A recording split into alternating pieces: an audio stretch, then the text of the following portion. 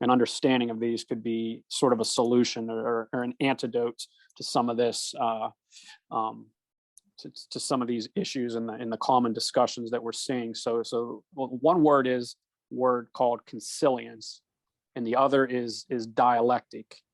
And what dialectic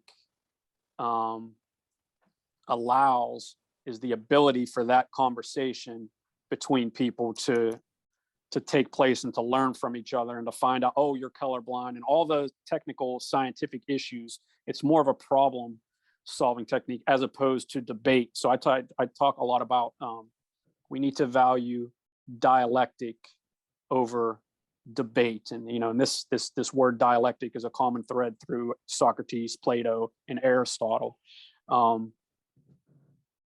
So here's a metaphor for how to think.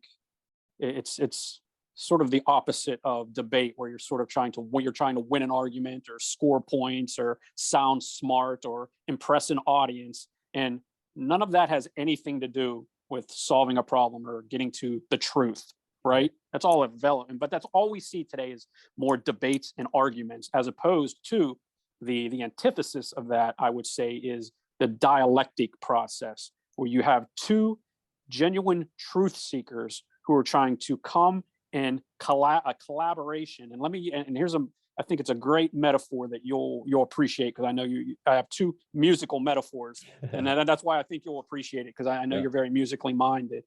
And so for dialectic, I think of, if you think of a group of talented musicians who come together and they collaborate, and they all have a different area of expertise, but they're able to collaborate. And what comes out of that, what is created out of that, is what I would call a logos, something bigger than themselves, something beautiful. It is a form of truth and beauty and reason that comes out of this collaboration of these people who are all coming from different perspectives, with different musical instruments and different expertise and different walks of life, whatever it may be. And they're able to, and you can imagine all the difficulties and the dynamics that can be involved in a group of people trying to collaborate to make one thing that is bigger than themselves.